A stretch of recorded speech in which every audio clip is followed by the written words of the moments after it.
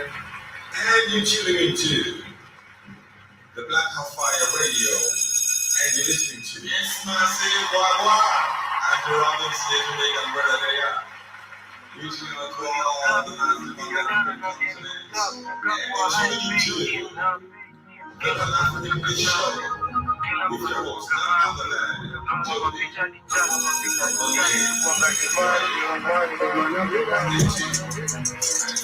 First of all, nashukuru God niko hai.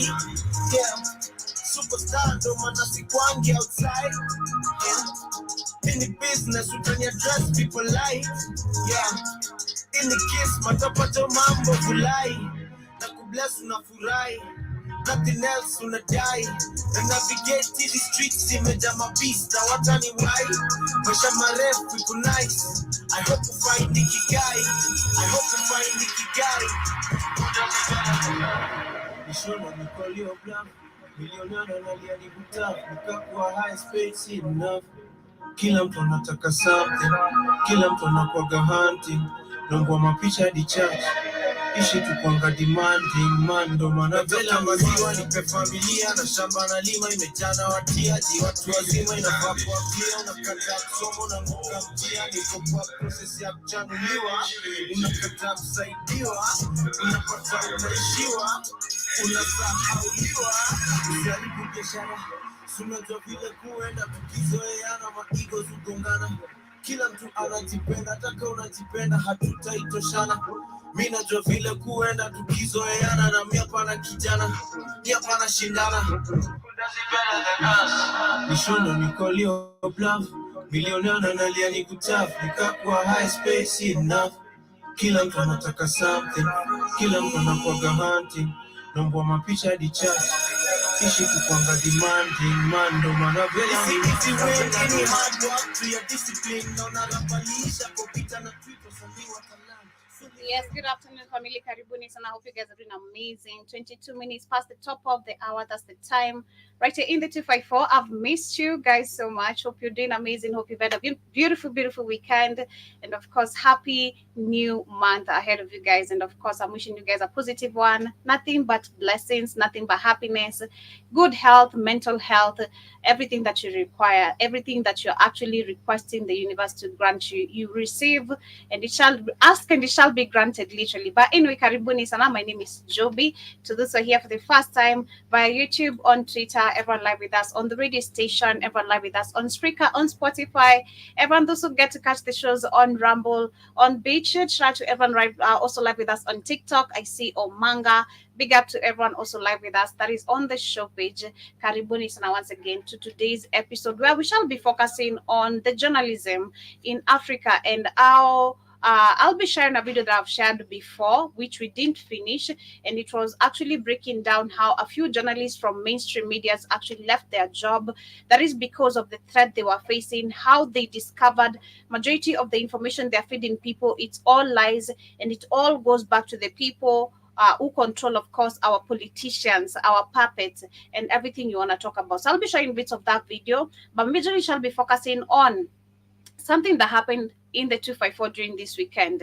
And it's not just in the 254 because it has been happening in so many African countries. I've been reporting in so many African countries, especially Cameroon. I feel like Cameroon is one of the countries I report on so much, where journalists have been highly affected, highly on target, even bloggers, where they can't talk about anything or politicians. And this is quite a sad situation because this is where you question the democracy actually. How are we in a democratic country if I can't even ban a picture of a president? That is a big problem, you know, and a very petty problem for me to be arrested by.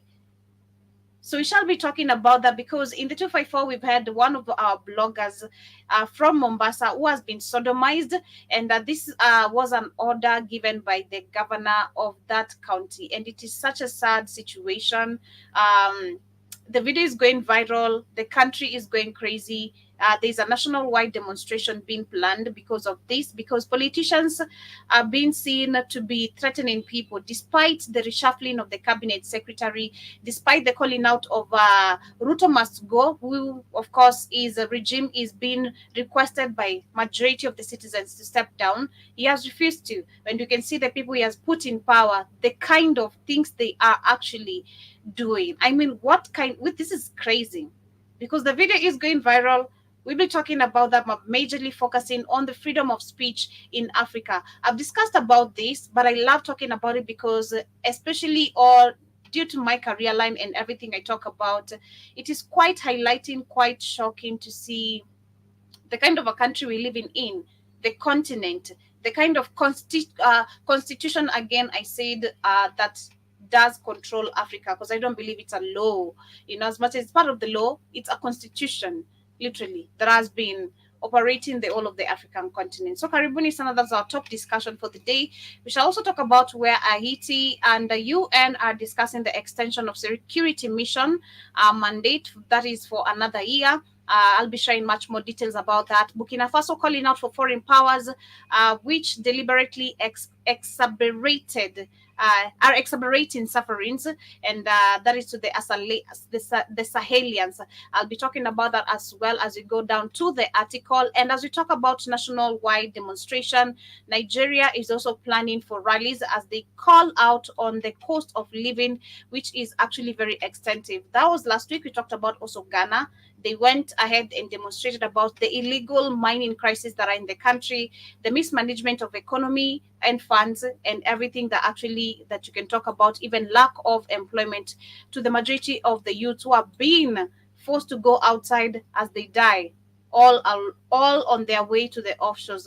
Along that, we should also talk about, still under Kenya, how the president and the deputy president are under actually a certain fallout, but I don't want to call it a fallout because I love going back to how also Uhuru and Ruto were claimed to have a fallout, and we need to understand politics very well. I don't believe this is a fallout, but we shall discuss much more on that, and also much more coming from other African countries. Karibuni sana once again.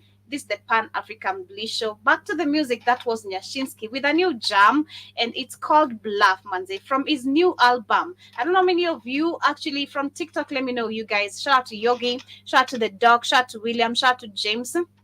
Niambieni, which jam did you guys love so much from Nyashinsky's album? Personally, I did love Bluff. I love One of One. There's so many jams actually up kwa your album. Sijui, which one is your favorite? But remember to also tune in later on the BHFN countdown, that is after this amazing show, as you get to catch up with Shmani Iwaton and Kamlesh, and you can maybe be able to vote which one is your favorite. This is One of One. We shall be coming back after this short musical break with a quote, and of course, as we get started with the conversation of the day. Karibuni sana once again.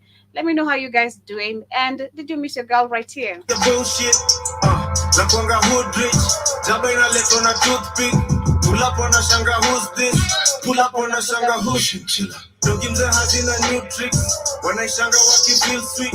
Swatati kama the shoe fits. Swatati sana ble new witch. Sana imejana ma cool kids. Gavaina fana my youth please. Ambia mafala the truth is. Songs zao nazipianga 2 weeks. Mwaname simama kwa pulpit. Ana practice kile you preach. Mind yangu inakuanga too quick. Lines zangu zinakuanga too sick.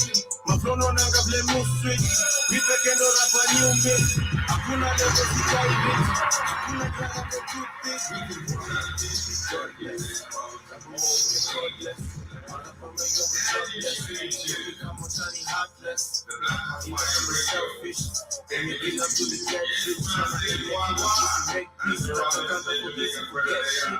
Even though in a class, yo,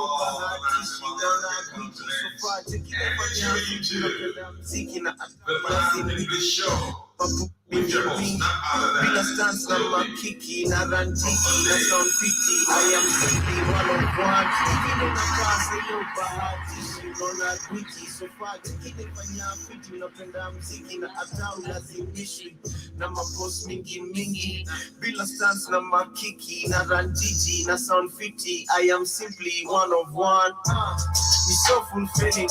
Silipi na promises ama exposure, hapana ni dollar au shilling. Utaamini bloga au mimi? To be frank lakini karia yako ilijai kazi kuna ngoja ni aje na mzoga au nini? Unafuata sana umerogwa nini? Nisiokaa nyinyi hakuna msanii piga shoka mimi. Gari ya loan kutonesha TV lo na chikadosi ameni. Yes, and of course, Karibuni Sana. That is Nyashinsky Manze. Catch us tonight on the Culture Show, myself and Kamlesh, as we get to actually expound much more on that. I think we shall be going the way all the way to the 254. But of course, Karibuni Sana. Also tune in later, a few minutes after this.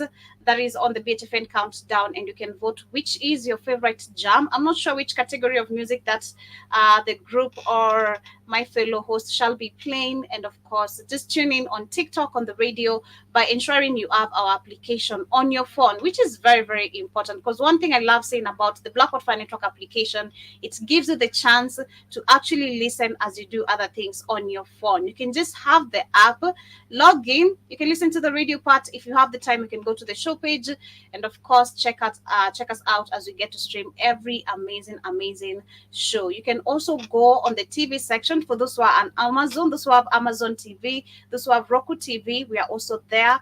Just search or download the Black Fire Network application, and you'll be able to find us right there. Also, ensure you check out our Black Fire Network store. It has amazing, not just merchandise, but we also have amazing sports, amazing things there that you can really order. That is the sports store. You can check the vitamins, the beverages we have, the coffee, and also the beauty products, the hair products, nail products, all natural, coming from the Black Fire Network radio station. Karibuni sana once again.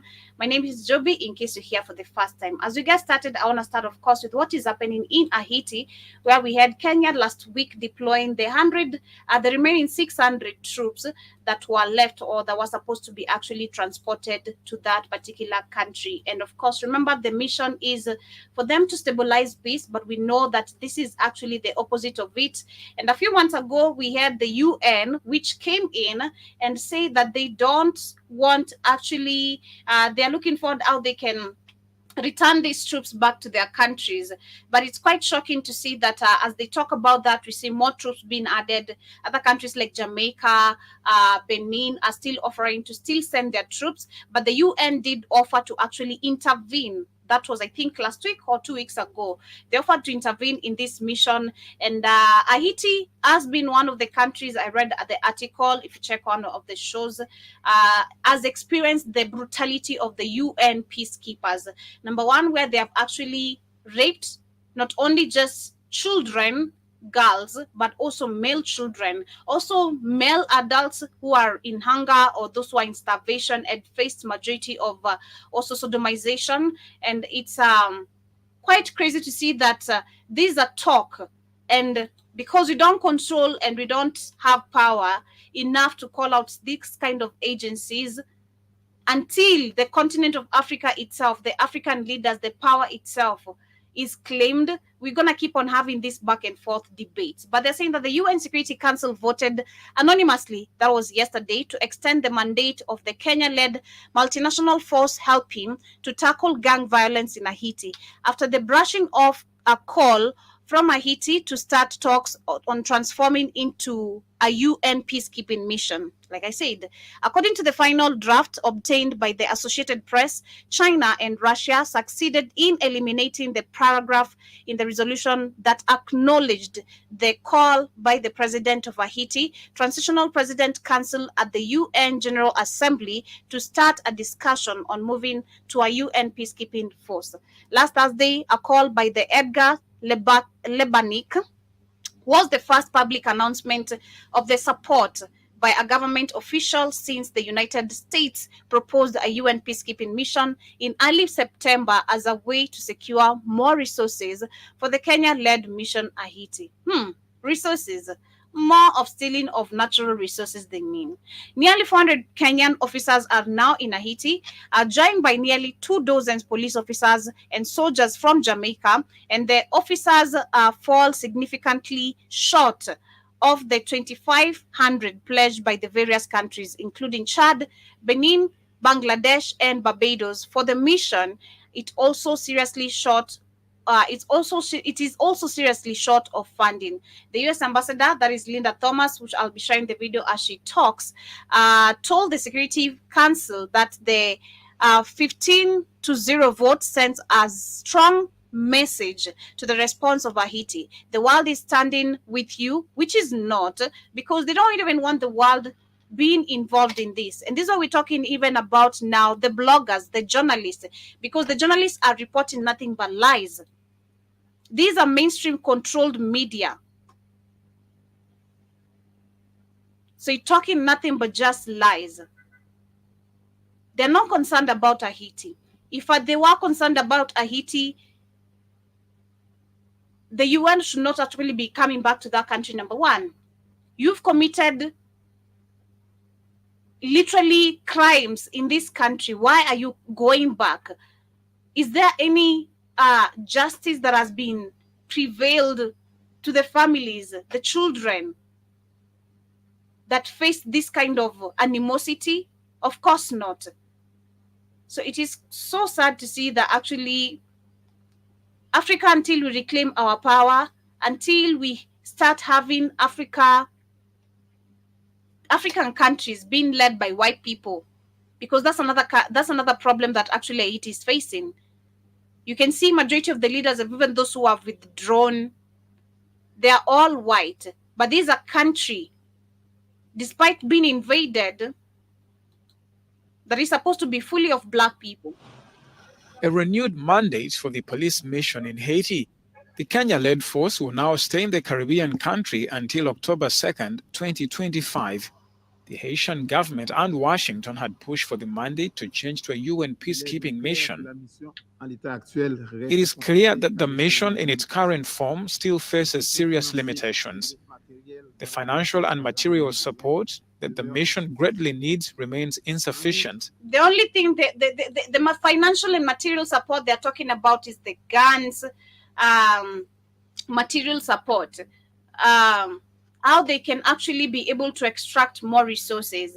Because the question I was asking, like I said last week, is how are these illegal mining centers, how do they end up having the tractors to extract, to move the soil from one region to another? Like, who, if I'm poor and I'm looking for a way to survive every single day by making $2 because we don't know the worth of our resources, right? Africa is not really taught that. So if I'm poor and I'm going to a certain illegal mining center that has zero equipment, I'm talking about me going just with my axe and my djembe. There's no lorries, there's no tractors. It's my efforts that is dependent on how I'm going to survive and provide food for myself. So it is quite crazy to see actually how Africans, we continuously being convinced that we have illegal mining centers, but yet we have actually equipment that have been funded. The same thing even with in the countries that have war. We're being told that these terrorists are very fully well equipped, but who's giving them the weapons? Where are they getting the weapons from? Where are the weapons coming from? Because someone must be funding the weapons. Someone must have the money to be able to generate good weapons to terrorize people to the point where we cannot be able to tackle the whole situation. Then someone is funding this whole project. And that is basically what is happening in most of the African countries.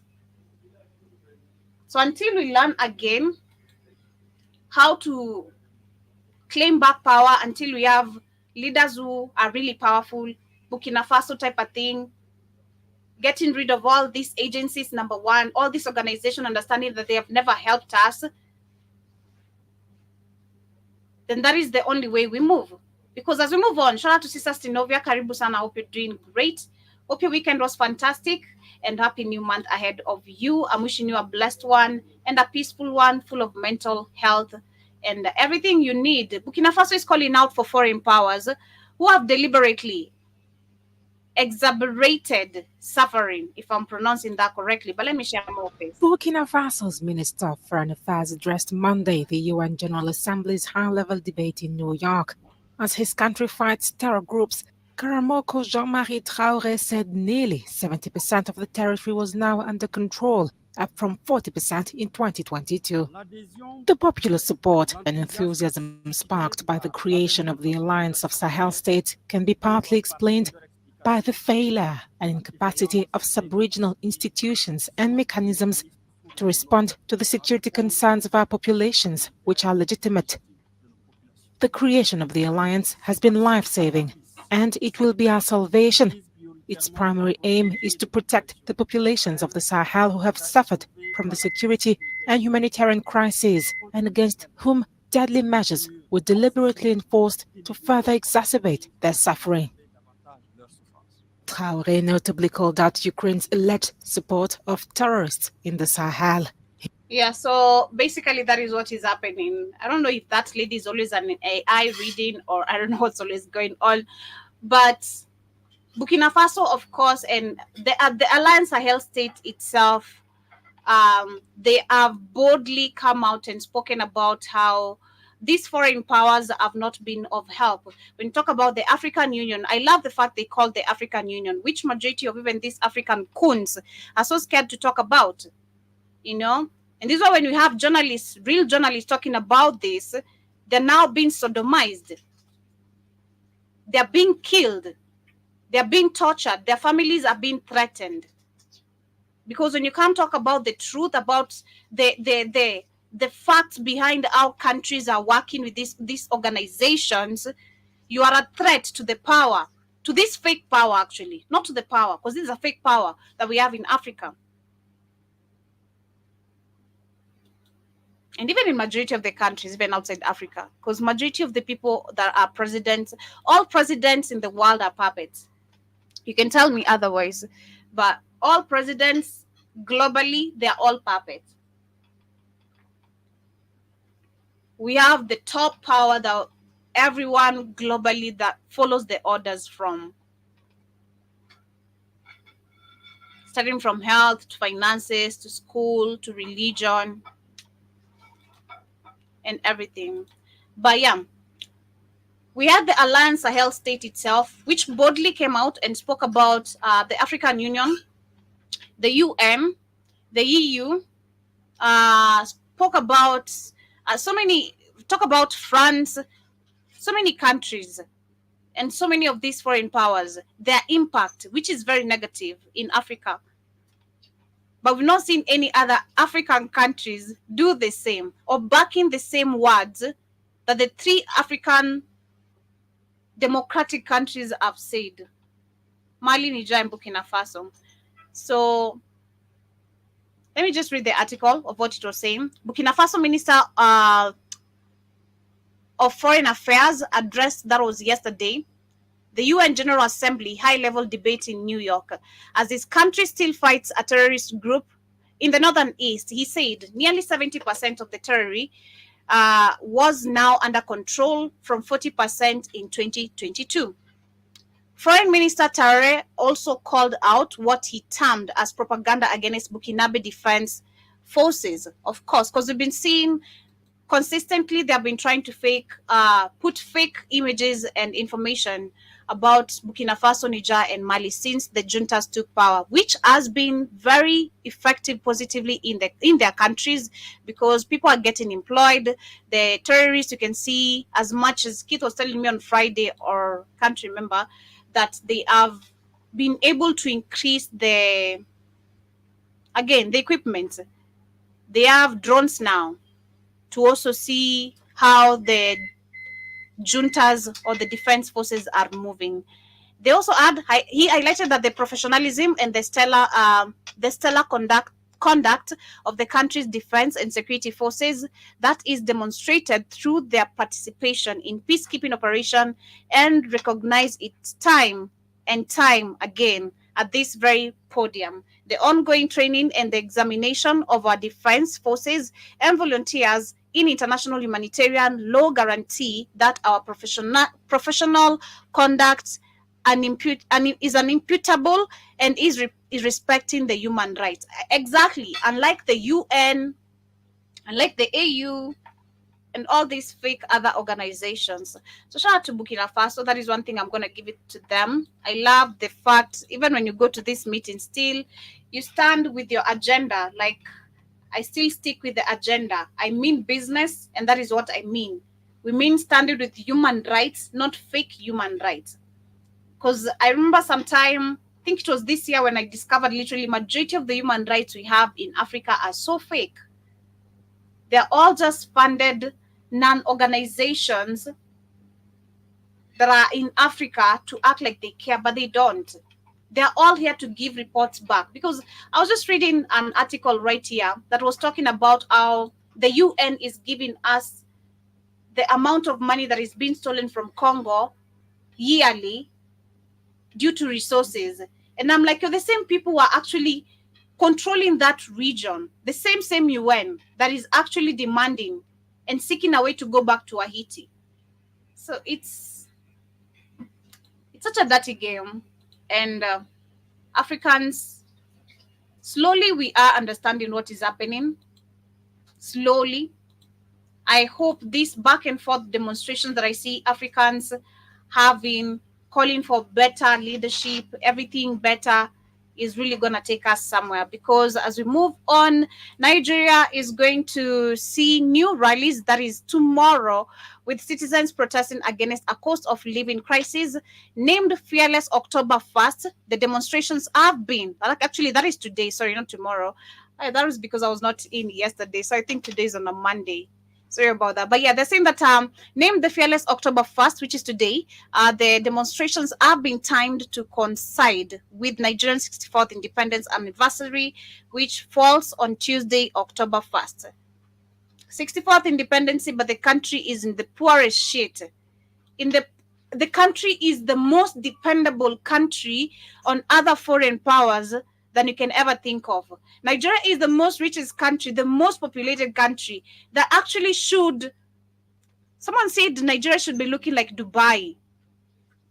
I've seen that quote so many times somewhere. Nigeria should be looking like Dubai, but sadly, oh my God,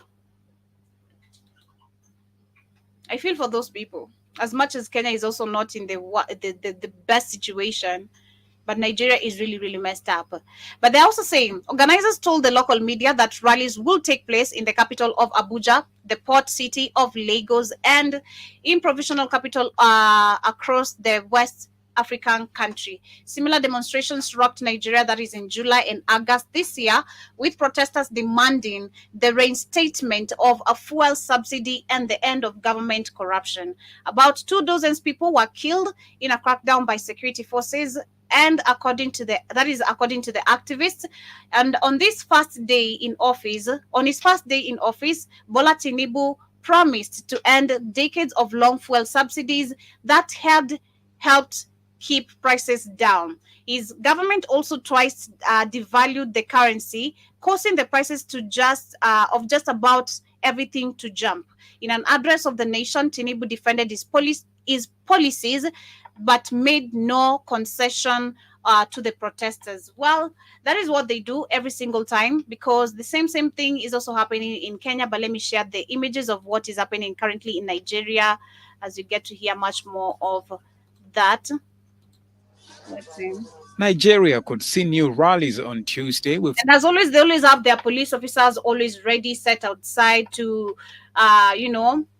brutalize people despite them being peaceful, because nobody's carrying a weapon right here. Nobody has a gun, nobody has a knife, apart from petty thieves that we always have among some peaceful demonstrations.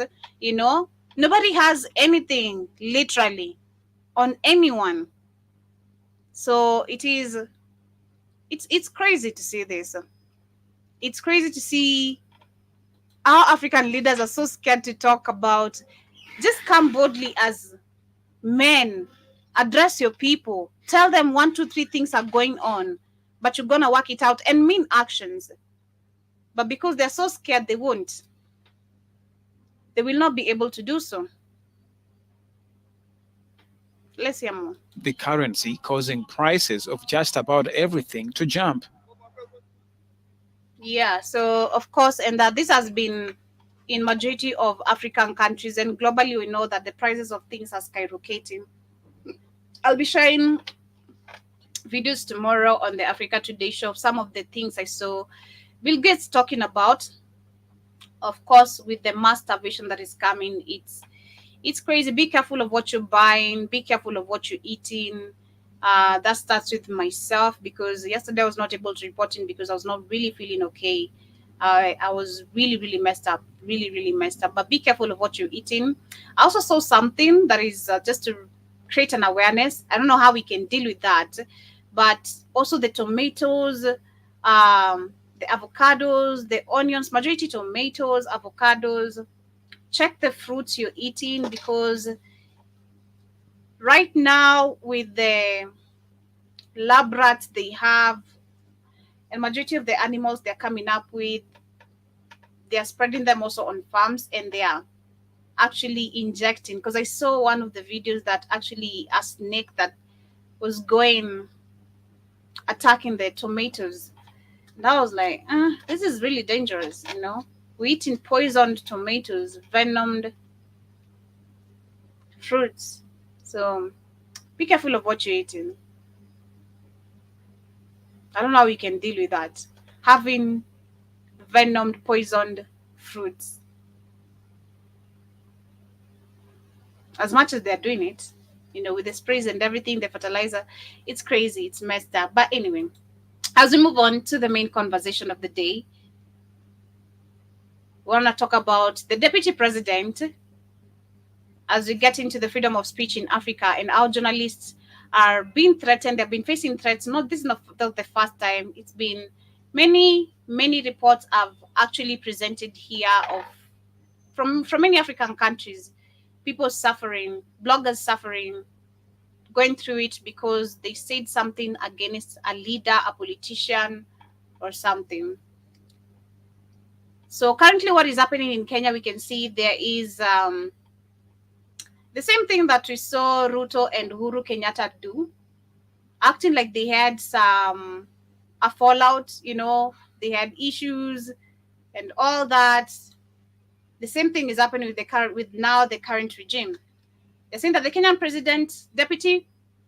deputy president, Rigathi Gachagua, has been threatened with impeachment proceedings by lawmakers amid intense speculation that he has had a major fallout with the President William Ruto, which of course the impeachment was suspended.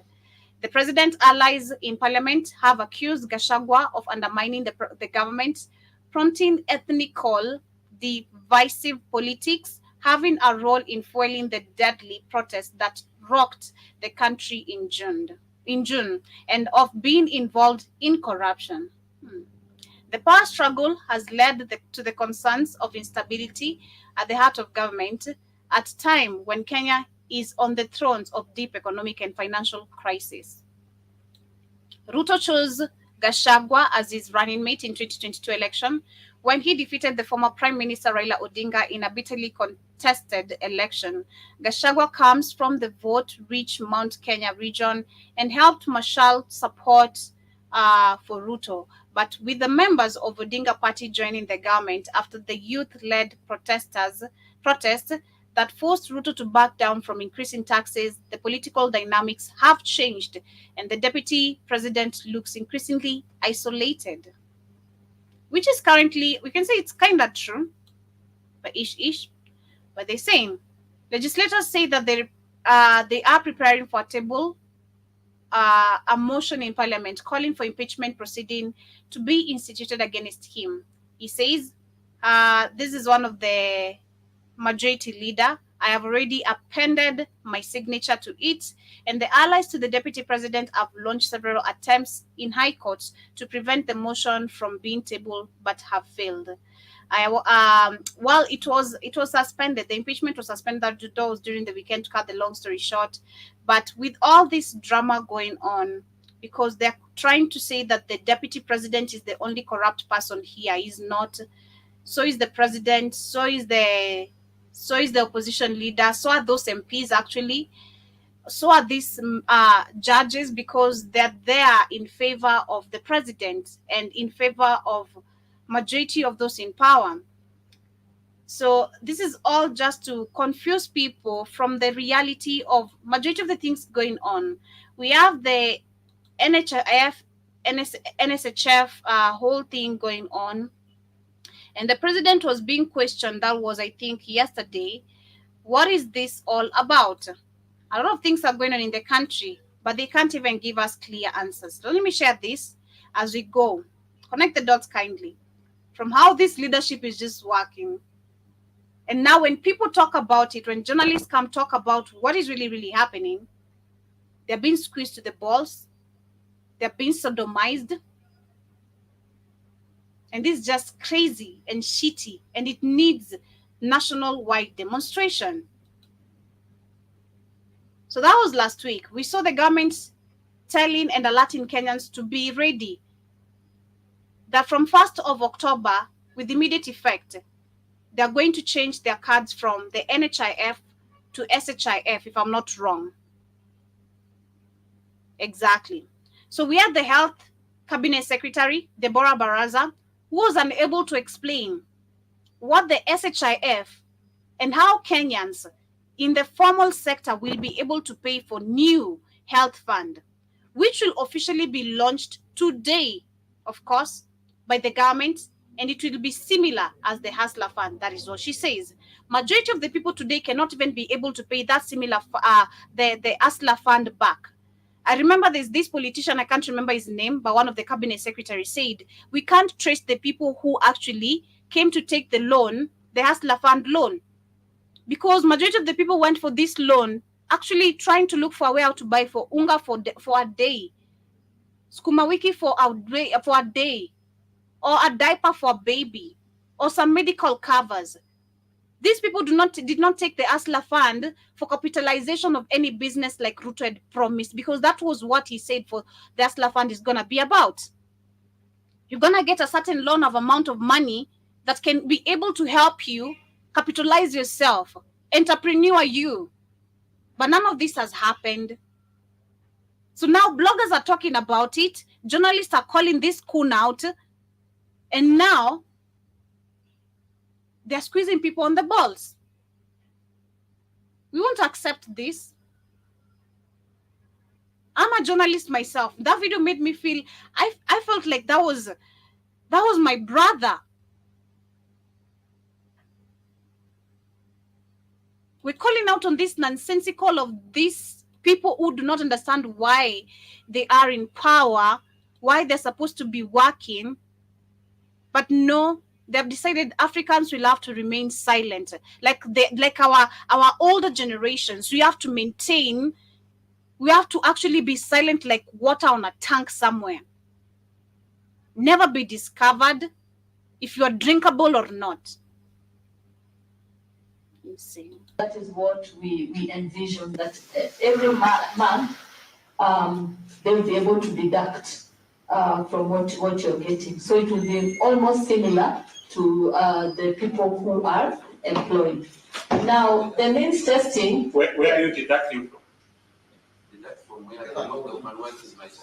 Because the lady who is working in my 5 years shamba and is earning that much, how are you going to deduct it? It will be similar to the Hustlers Fund. How? It will be a loan. Exactly. So you're telling us it's a loan.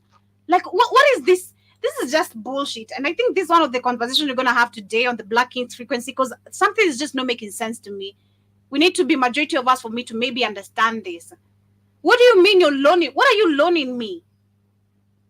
People have been paying for healthcare for the longest time, but these funds never helped them. I myself, shout out to Wallace, he's always been trying to convince me, like, hey, bro, can you go get yourself an NHIF card? And I'm like, bro, what is this card supposed to help me for? Because I had a sick mother years ago. She had been paying for NHIF for all her life. But when she was cancer sick, the NHIF cannot even be able to cover any of your medical, not even the headache. And then you're telling me, now we're not gonna, we move away from the NHIF, which I've been paying with my own money, which you've been taking and stealing away from me because it can't cover up my medical covers, to a now new digitalized system, because that is what it is. It's a new digitalized healthcare system.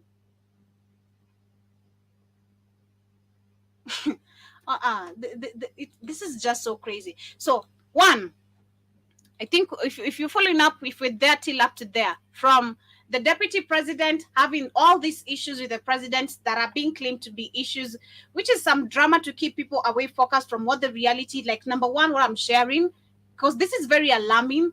This is our health data being collected in a way. This is our health not actually even being taken care of in any sort of way.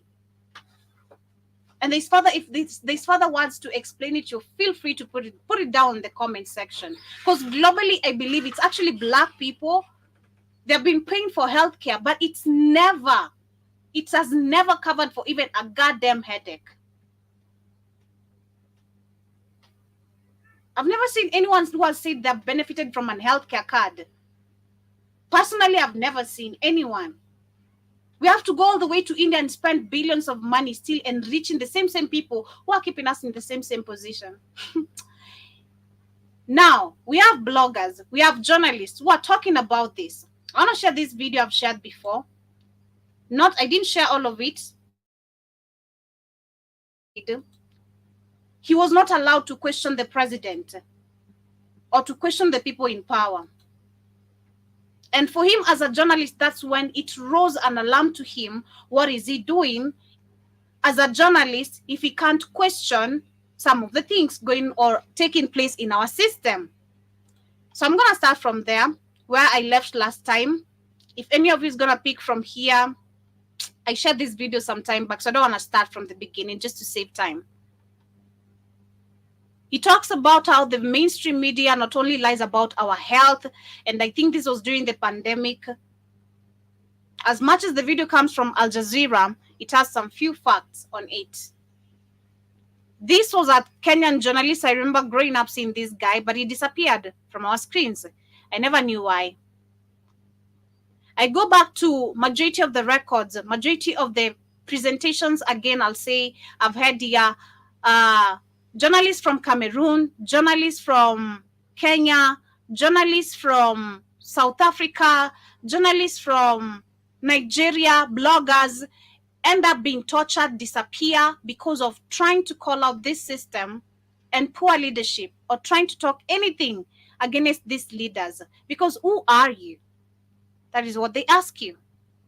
I don't want to share the video going viral right here. It's a disgusting video and very heartbreaking. Myself, I couldn't even continue watching it. We have a Kenyan blogger who has been sodomized, and this is calling for a national-wide demonstration. Again, people are so mad. Because the question is, why can't we question? If these people cannot give us clear answers of like, what is the SHIF standing for? Why were we moving from the NHIF? You're telling me it's the same as ASLA fund. What do you mean? What am I taking loans for? What do you mean? Why am I in debt? Why are you? It's not even making any sense. So when people are demanding for this kind of these simple answers right now, and it's been happening. I remember the last time Keith made me share a video coming from Kagame, him chasing and tracing down a journalist all the way because he came from Rwanda and went to hide in South Africa, but he was found there. The same question I'm asking again, it's so sad and poor of African leaders to be hiring CIAs, detectives, rapists, DCIs to come not only kidnap, torture people who are actually trying to do right by the country, but you won't hire CIAs. You won't hire CIAs to come and get, try to track down why your economy is being messed up, track down how we have Savo National Park being mined.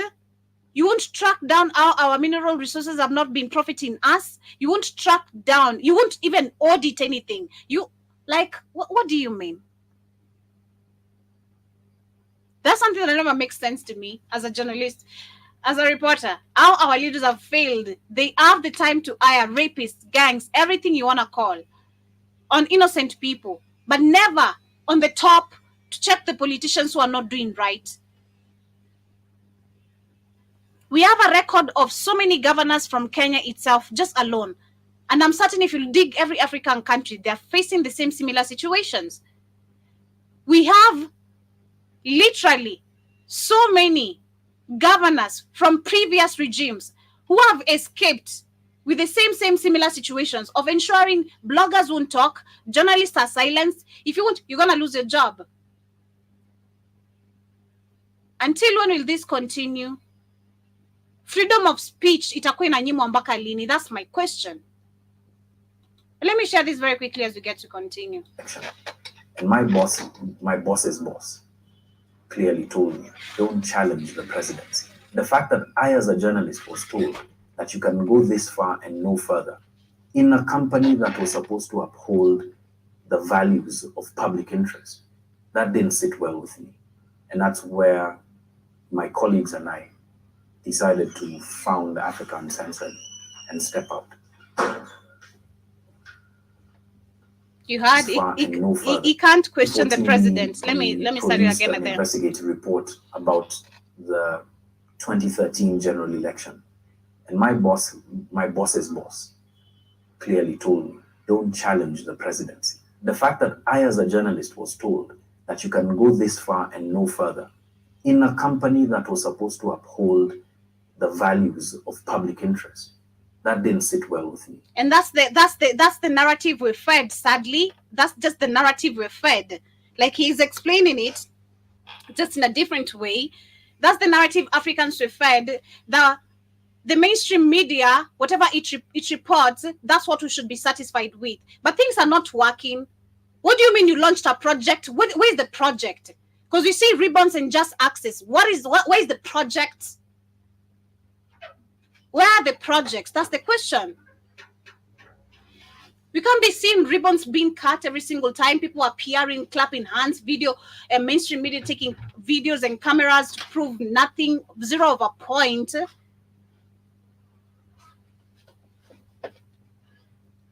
Basically, is explaining what the mainstream media, how we viewed it, how it has been created, the narrative it has, and how we've been fed na tumechukua hivyo.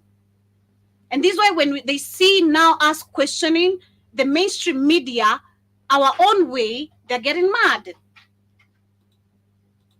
And that's where my colleagues and I decided to found Africa Uncensored and step out.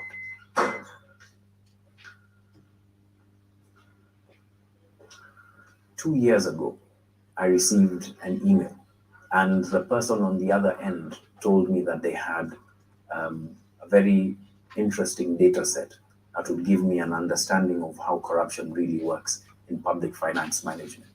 And I verified that the information that this person wanted to give me was indeed true. So the data set we received shows us that there's corrupt networks in many, many places. But the place that we chose to focus our attention on was in the Ministry of Health, because this is one of the president's key pillars for delivery to the public. And it seems as if it's either been hijacked or it was formulated to steal from this country. And that is basically what is happening right now. They are stealing from the people. That is why we're asking a very simple question, because we don't really have an explanation. And anyone can help me understand, maybe from the 254, those who are with me on TikTok. Why are we moving from the NHIF to the SHIF? Because SHIF is a digitalized healthcare system. And NHIF has been there for years. You've been paying. How has it helped you? Who have you seen who has been helped by NHIF itself? Because I've never seen anyone. So they're stealing funds not only from us, but there's someone who's benefiting higher from this. Hey, how are you guys? All right.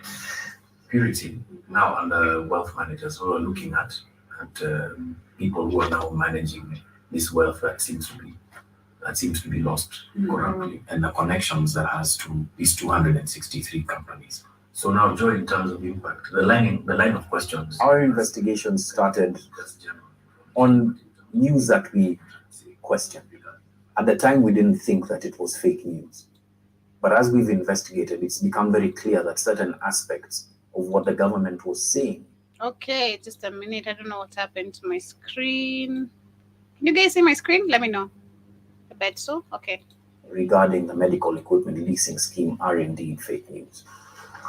For Italy, Purity is our head of data. She's a statistician, and she's very, very good at looking at data sets and trying to extract meaning from them. Hello, Joe Mosquito. Purity has been doing quite a bit of research looking into people who we are calling wealth managers. We're calling them wealth managers because at the time we weren't absolutely sure whether these people were conduits for corrupt proceeds or they played a role that helped manage those corrupt networks. I get what they could be, what a FAQ could be. Joy is looking at what the impact of what the data is saying is on the public. So Joy will go out and find many of the human stories that you'll see in our report. And then you find out their lies, because something I've said, I'm not going to share again the whole video. Like I said, I'm not going to share the whole video. You find out all those stories are lies. And something I've noticed with majority of the journalists is, because I've never understood since childhood, why wouldn't you go back, cover up stories that you presented like a month ago? Because you're supposed to be keeping people on tabs, right? Like, this has happened, we went back and this happened, this has been the final results, and this is how they have been helped. Like the problems of, let's say, BGV, literally. I've grown up seeing that a couple of times, but it's been stories that have been benefiting the mainstream medias, including white people, where they continuously want to see how black people or a black man is beating on their wife, or how a wife is being beaten by their husband. Continuously, these stories being recorded, but there's no solution to the community or the society itself. There's no education of how men should take care of their women. There's no education of how women should be treated by their men. It's just the same old backache behaviors and mentality that you think if a man hits you, they love you, then someone come record that, they benefit from that, and that's it. How have you benefited from sharing your story? Have you gotten any help? Are they gonna get you out of this marriage? Are you gonna get better mental, maybe health care from all this violence you've gone through? So now, because that norm is being killed right now, of having journalists not going back, or mainstream media not going back to cover up stories, that is being killed right now. And that is why the system is feeling threatened.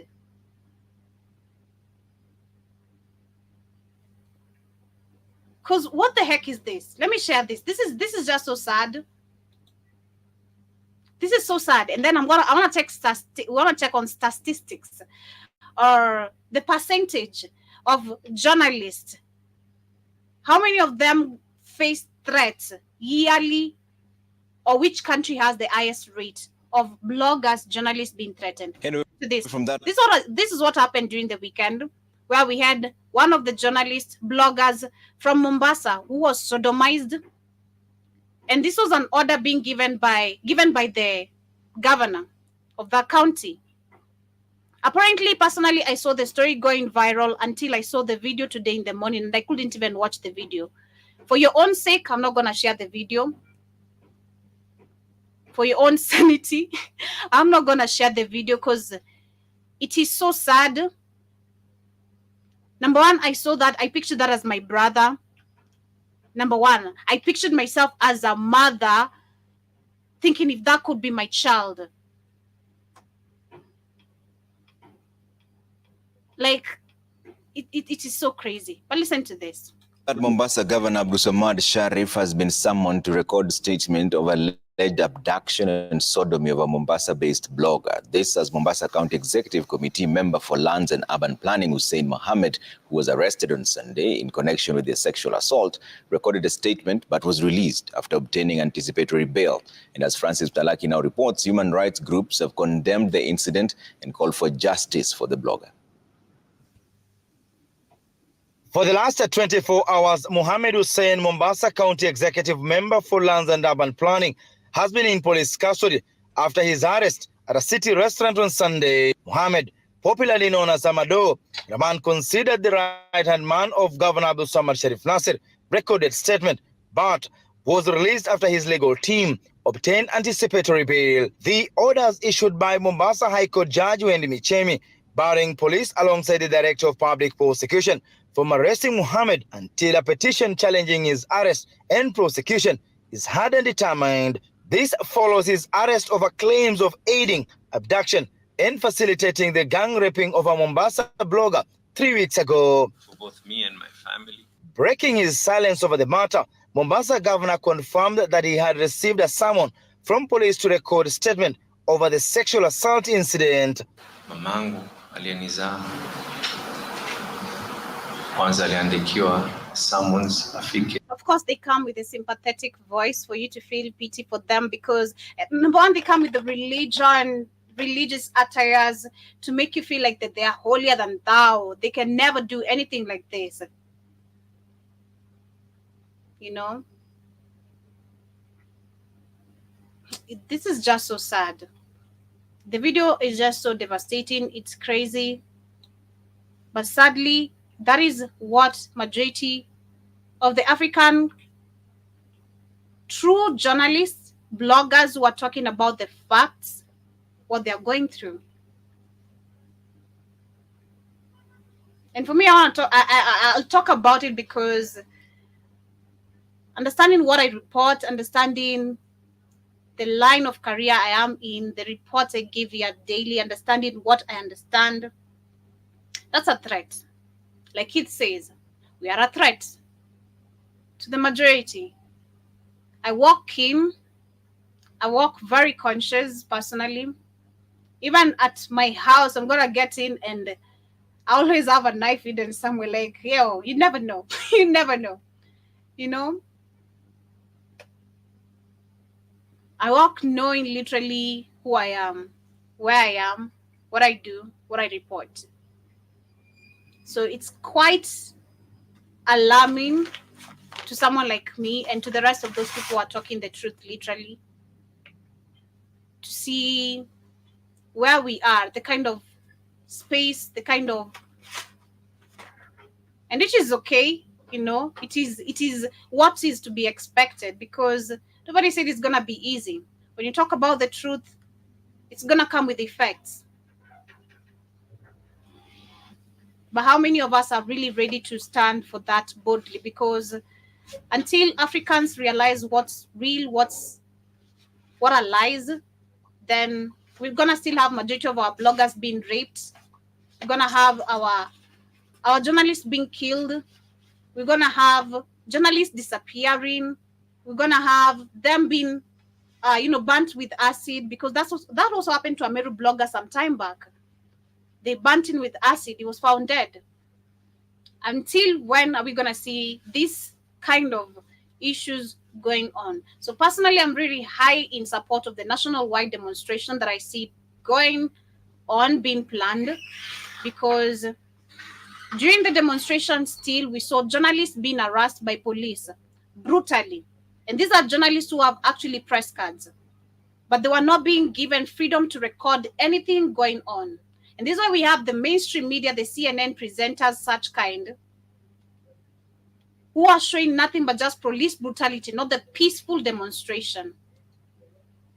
On this other end, we have the local mainstream medias who, when they tried to show the truth, they were being threatened. They were told, hey, we're going to shut you down. And this one, we saw a certain company that is KTN losing 300 employees because, of course, the politicians who are supporting these platforms are backing out. So this is so sad. But before we get to wind up. I want to read, of course, how many, because they're saying 11 African countries. This is this year.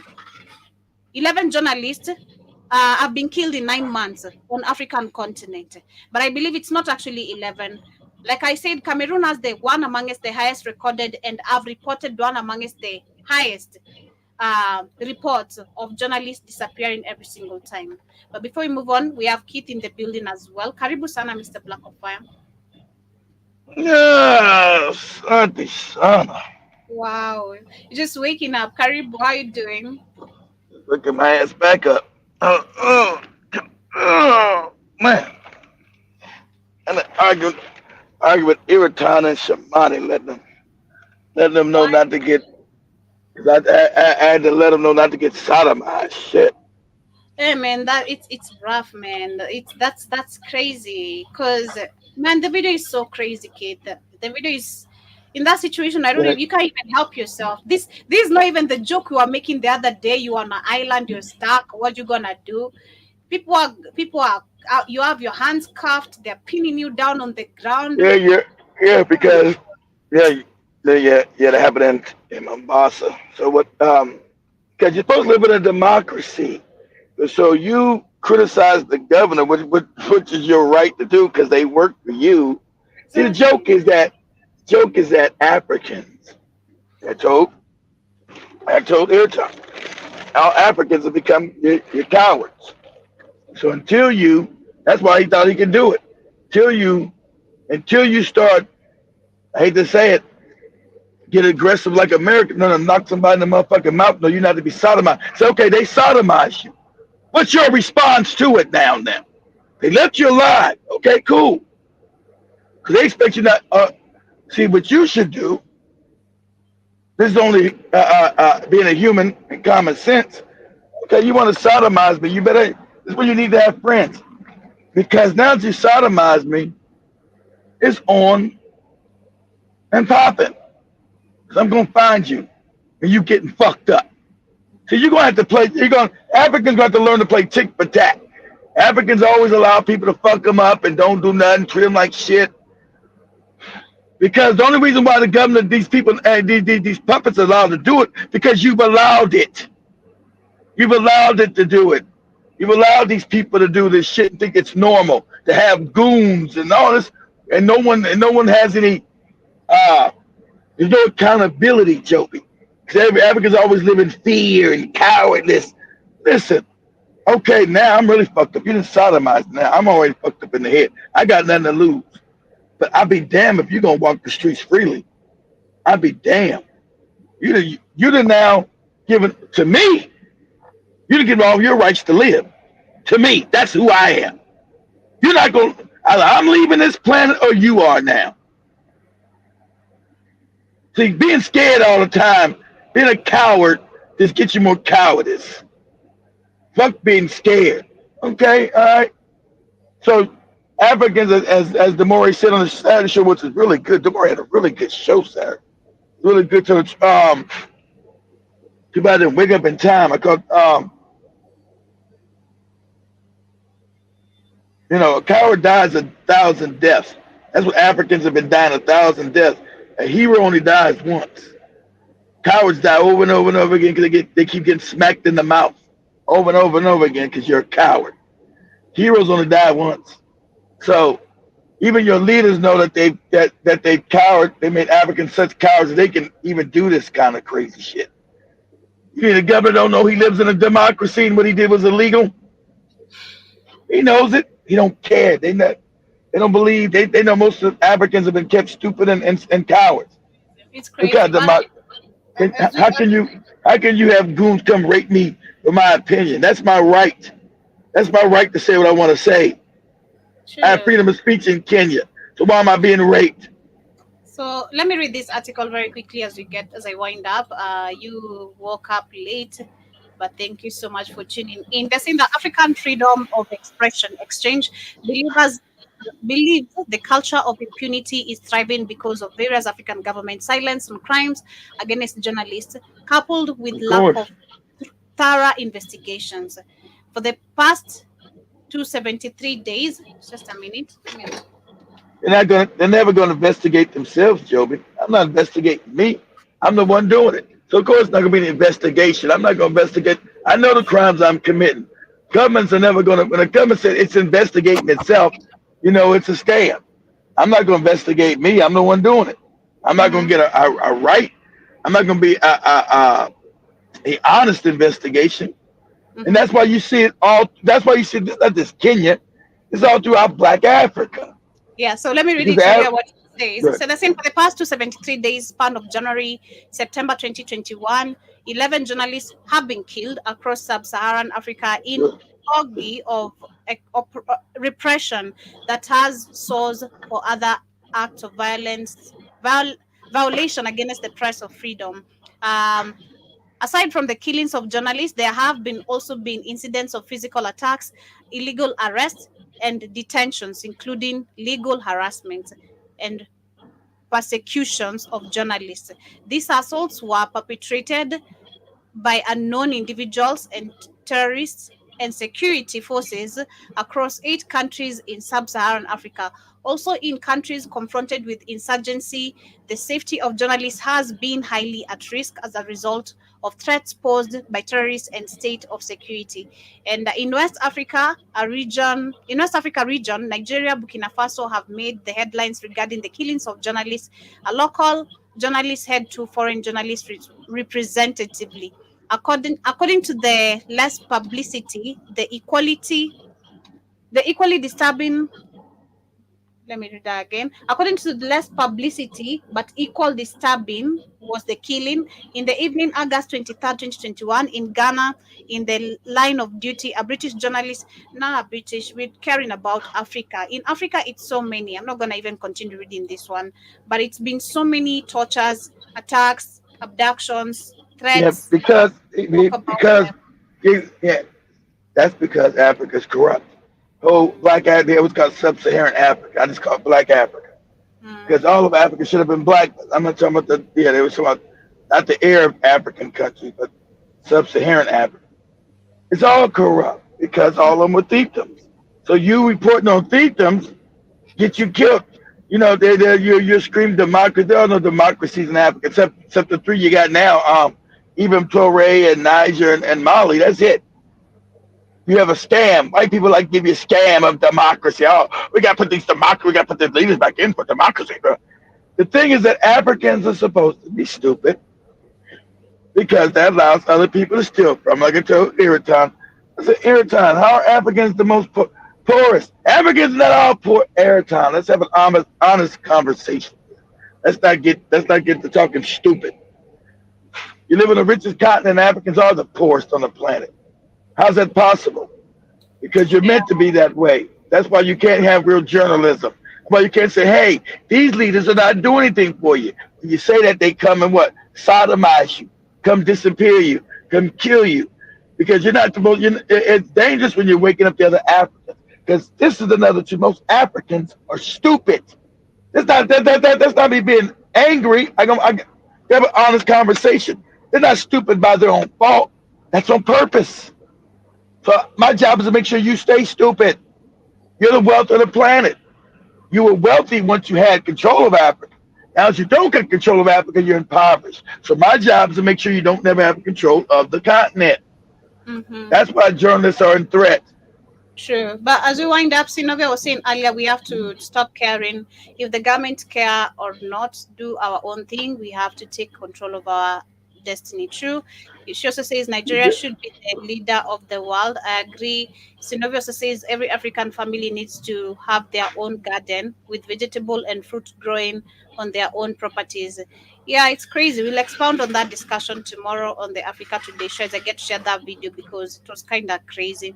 Shout out to John Mosquito. Hope you're doing amazing. Thank you for tuning in.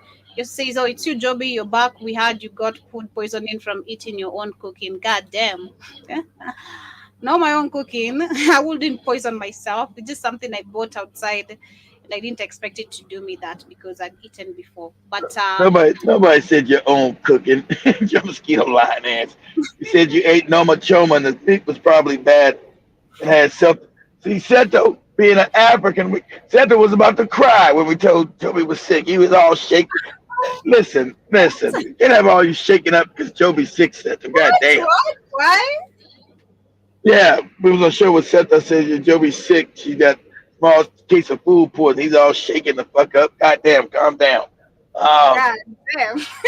No shit. Forget about that. Much love, family. So, See you guys later.